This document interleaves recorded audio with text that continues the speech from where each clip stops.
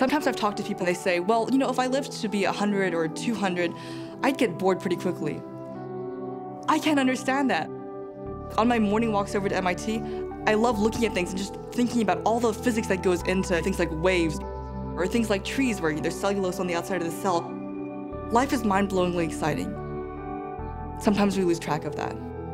There's no better way to remember that than to think about what it would be like to die and not experience that. I want to cure aging. I want to make us all live forever.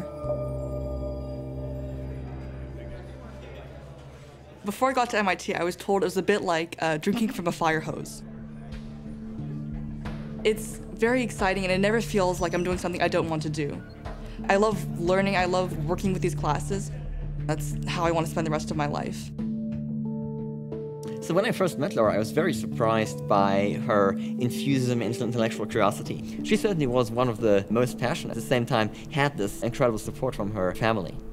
There were many nights when she would stay in until 2, 3, even 4 a.m. in the morning. And as I learned later, her mom actually picked her up at MIT at those times. I felt really bad, being partially responsible for that. There's this one moment where she turns to me, you know, Dan, I think this thing of curing death is harder than I thought it was. It was just one of those poignant moments, in which she realized this is going to be hard. Laura was always sort of hell-bent for leather, just up for anything.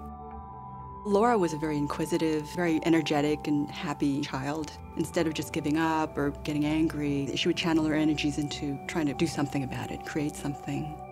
So I said, sweetie, why don't you email this professor that I've heard about and tell her you're an 11-year-old girl from New Zealand and that you'd like to discuss what it would be like to have a life as a biological scientist.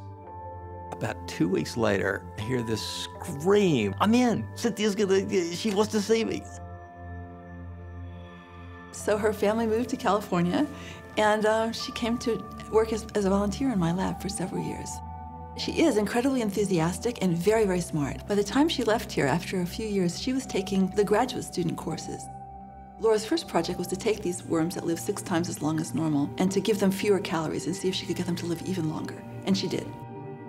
What the field really needs now are ways to facilitate the development of therapeutics.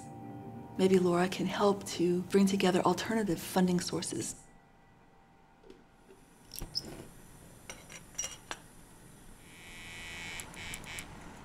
When I was a kid, I didn't really understand the concept of death. And I can't tell you what triggered it, but suddenly I just realized something was going to happen, some void was going to open up. And I started crying a lot and not really being able to imagine that there was this definite endpoint where we all had to die. That really brought home how important science is, because science had been fun before that, but now it was necessary. I think there are a lot of amazing projects people could be working on that they can't right now because of the way that the government funds research and the way that the venture capital industry doesn't fund early stage research.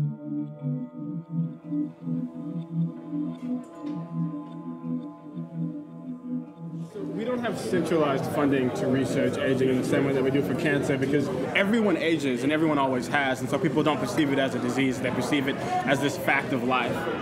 So my fellowship actually isn't a startup because it's more focused on the venture capital side of things. Okay. And I'm 17, I can't just start a venture capital fund and get hundreds of millions off the bat. Researching what good areas of anti-aging research are ripe for investment and how to link those up with the venture capital funds and find a way to finance long-term projects. You have like tons and tons of ideas, and you may need to try several times before you actually figure out what you want to do. But don't be afraid to pick up and start over.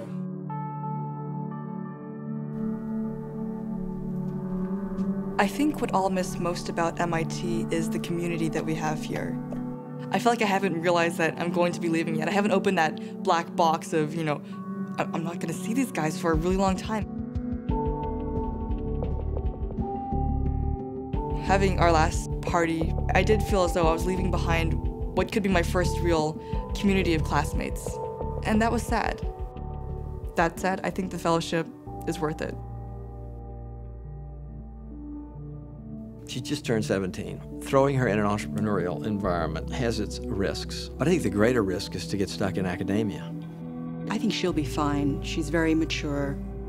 She already has taken a lot out of an MIT education. Perhaps it's about time for her to take the next step.